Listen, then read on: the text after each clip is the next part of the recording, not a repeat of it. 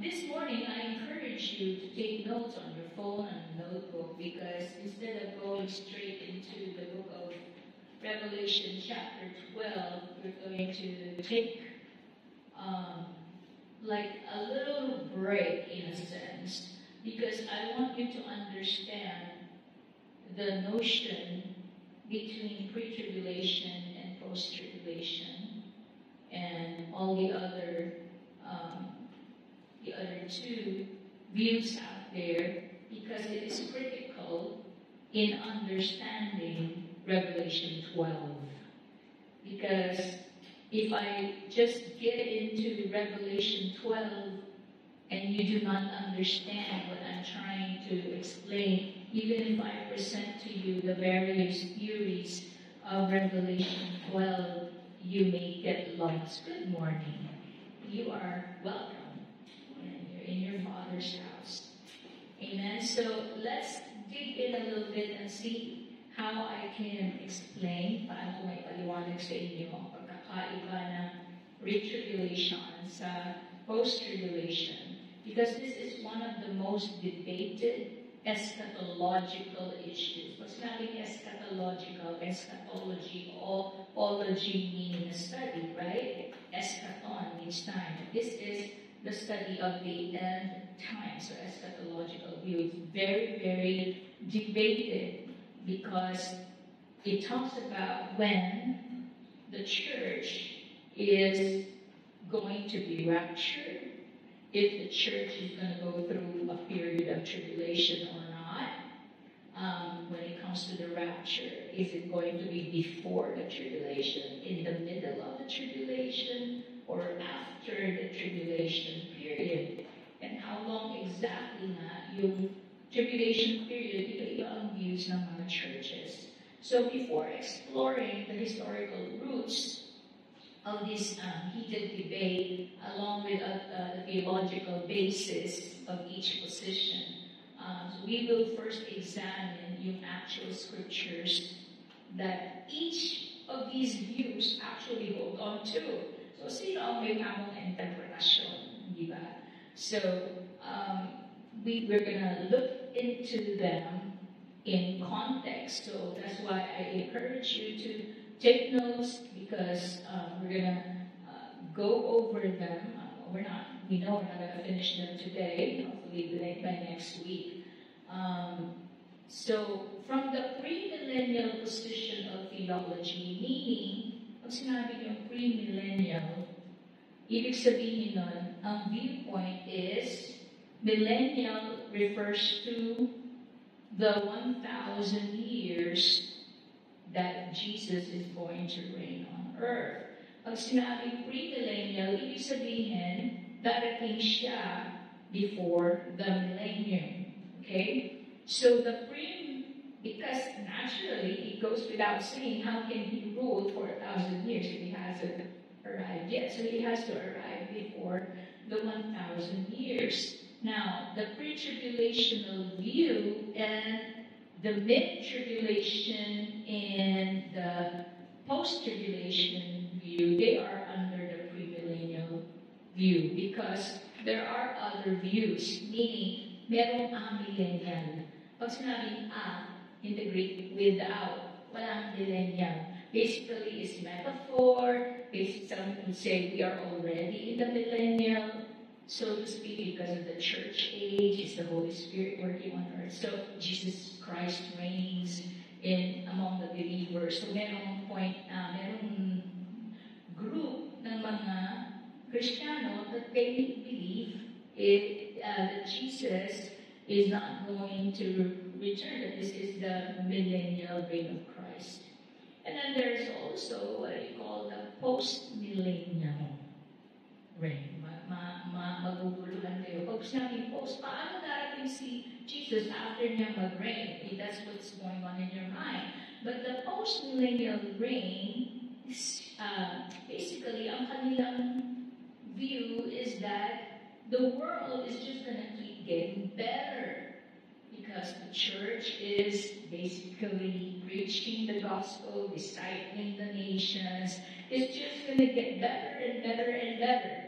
Let me ask you, Do you see that happening? Or it's getting worse, right? I mean, even the scriptures, when you study it, it says that in the last days, lawlessness will increase.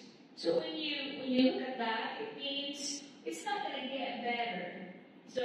So we're scratching the amillennial, we're scratching the post-millennial view, so we're just focusing on the pre-millennial, before pre-millennial views. And under that, like I said, we have different views of the timing of the rapture, which are the pre-tribulation, the mid-tribulational view, and along with that, in between the post-tribulation and the mid-tribulation, a new view has risen, which is a pre-wrath view. So we're going to go through that. I want you to understand this because, as I mentioned, pag hindi natin ito naintindihan ng tama, paano ko ma-explain yung Revelation 12, because there are also different views when it comes to that, but with the position that I'm trying to explain to you that I hold on to, which a lot of pastors now are changing their mindsets from the most common preacher view going now to the post-tribulation view. So, I want you to just write down the following scriptures because like putting the pieces of the puzzle together, bumubuo tayo ng puzzle. As I mentioned, ang mga scriptures that each of these views, premillennialists would hold on to, pare-pareho. But how can they defend their views in light of these scriptures is what we need to look at. So, ang pag-ambitin natin later on, not today, because I doubt that we can finish today, but we'll try to see how far I can go on. It's Revelation 3:10, so you can read those, in your time. 1 Thessalonians 5:9, Jeremiah 30, verse 7, 1 Thessalonians 4, verses 13 to 18, Titus 2:13, Luke 21:36, 1 Corinthians 15:51 to 54. We'll also look at Revelation 4:1. Of course, we're going to look at 2 Thessalonians 7. Actually, you can start from verse 3. 2 Thessalonians 3 to 8. Just go there. And then Matthew 24 from 29 to 31. And then Matthew 24, 40 to 41. So again, each of these views interprets the same verses somewhat differently. So let's begin to look at pre-tribulationism. Ano ba ang kanilang paniniwala? For many years, the view has been the dominant. Ito yung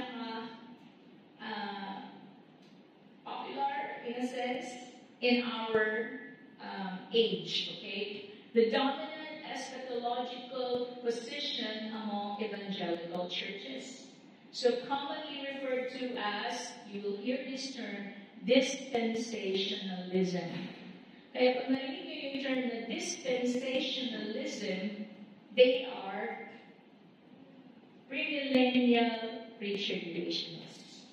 Or even just say pre-tribulationists. Pre-tribulationists would refer to dispensationalism. It sees the rapture of the church occurring before a 7-year tribulation. Think about that. That's what they believe. And at any time, Christ can come. He will descend from heaven and command the Christians who have died to resurrect. And those Christians who are alive will then join the dead in Christ to meet the Lord in the air and proceed triumphantly, to heaven. And what's going to happen is that 7 years more will transpire. So this is a secret rapture, if you will. 7 more years will transpire before Jesus reigns again. Kaya nga pre-tribulation.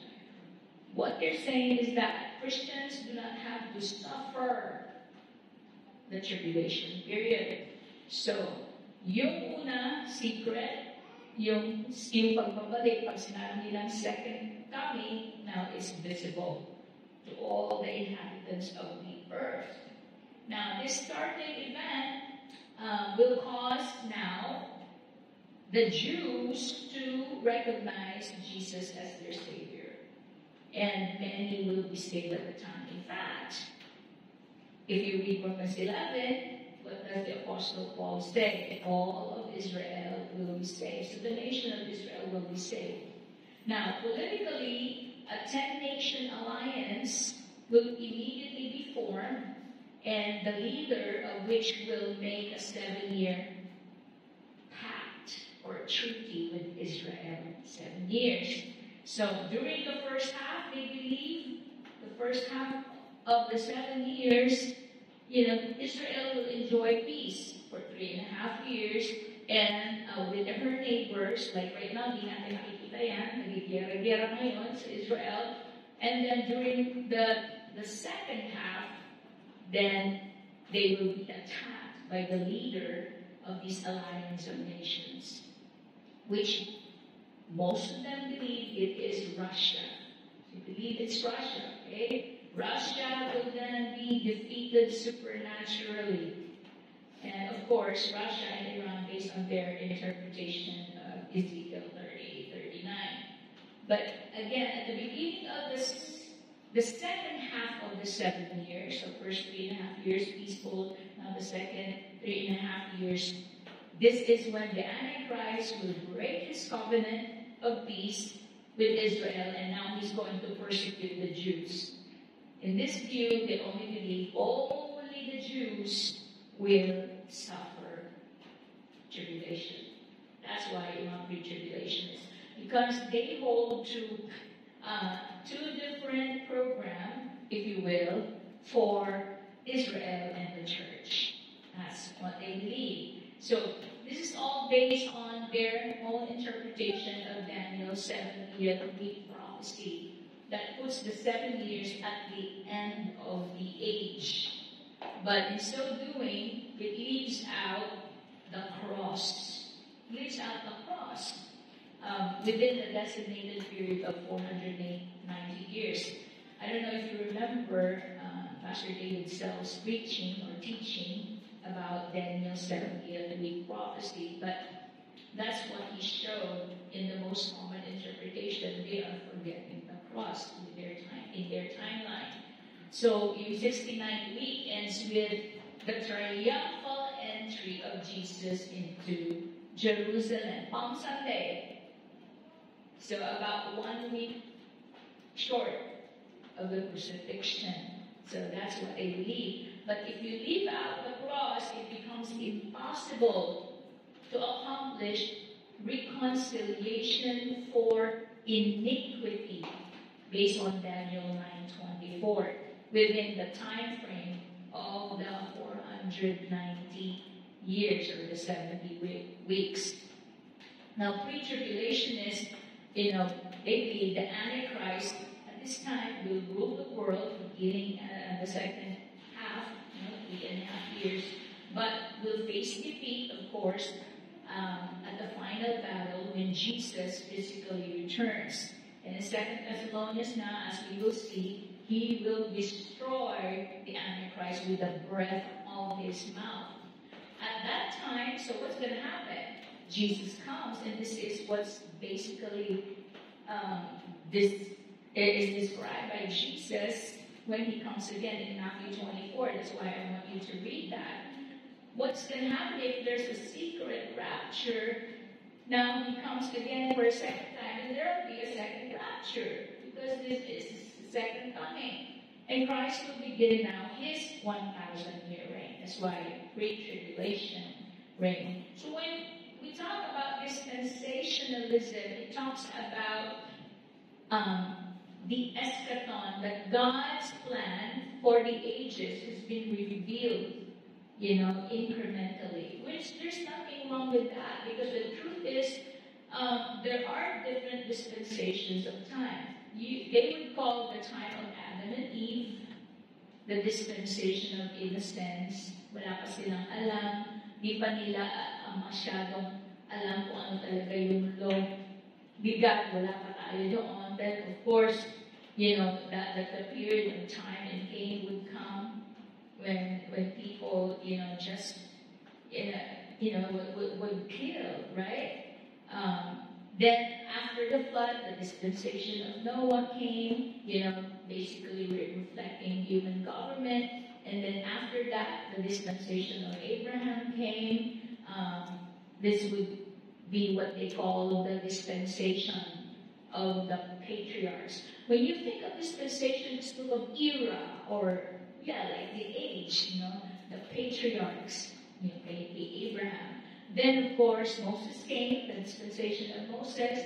Then this would be about the dispensation now of the law, because God now introduces His law. And most people only know the Ten Commandments. But if you really study the Old Testament, their Torah, they have about 361 laws coming from God.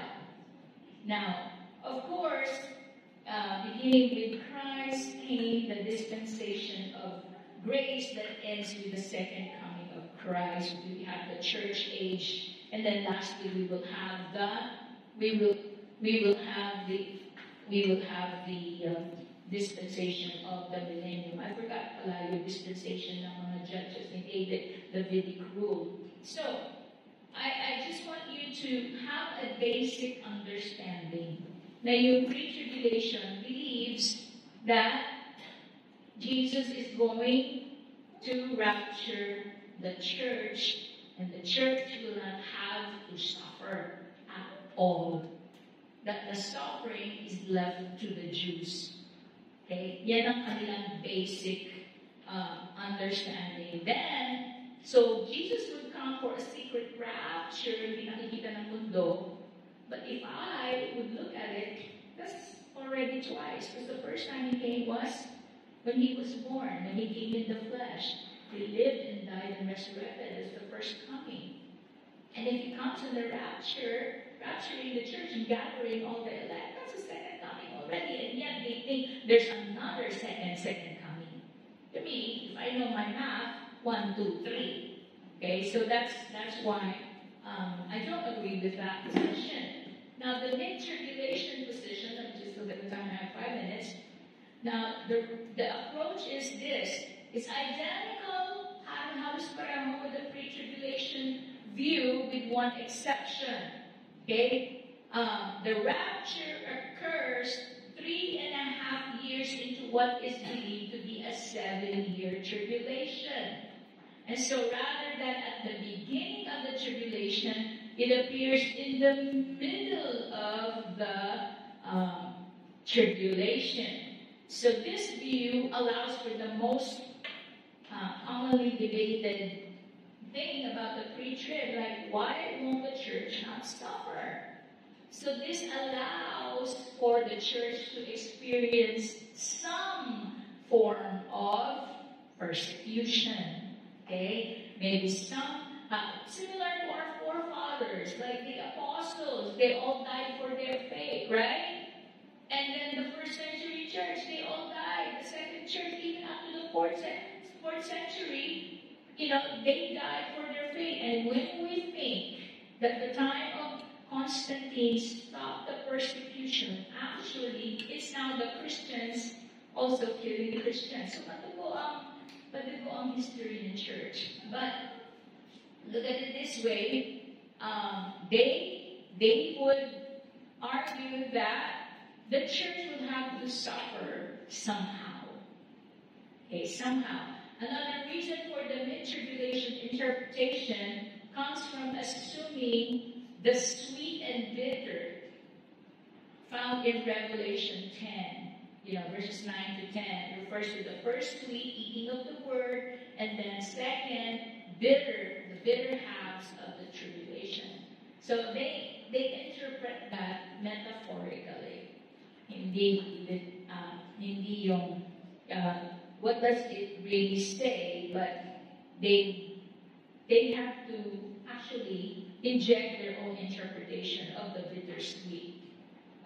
Okay, so pre and mid tribulation believes in three major dispensations of four covenants only. The Old Testament that required animal sacrifices, okay, to approach God as we know it, based on the law of Moses that was given to Moses. The New Covenant in the blood of Jesus Christ that offers salvation for people who believe in Him. So that would be the church age. And then the millennial age. So three dispensations of time only for mid-tribulationists.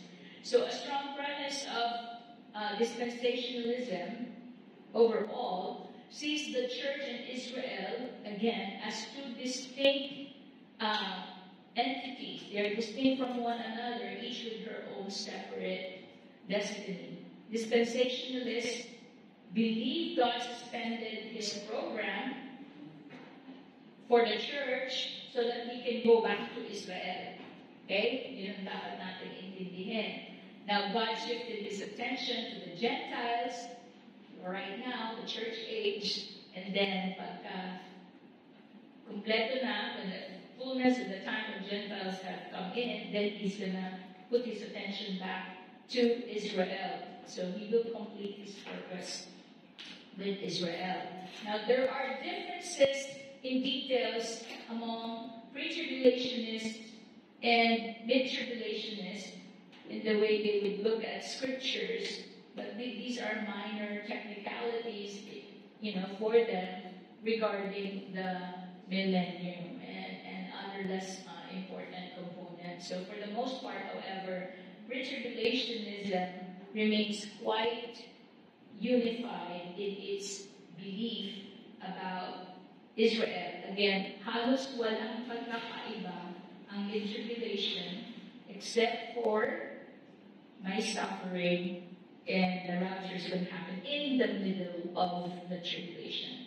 That Christ is still going to come anytime. We don't know. It will be a surprise. And of course, it's still premillennial, diba? So, halos na ba that may konting suffering ang church, but the church is still a separate entity from Israel. So that's how we look at it. So next time, for this, because it's 8 o'clock, we're going to look at the pre-wrath. Bago-bagong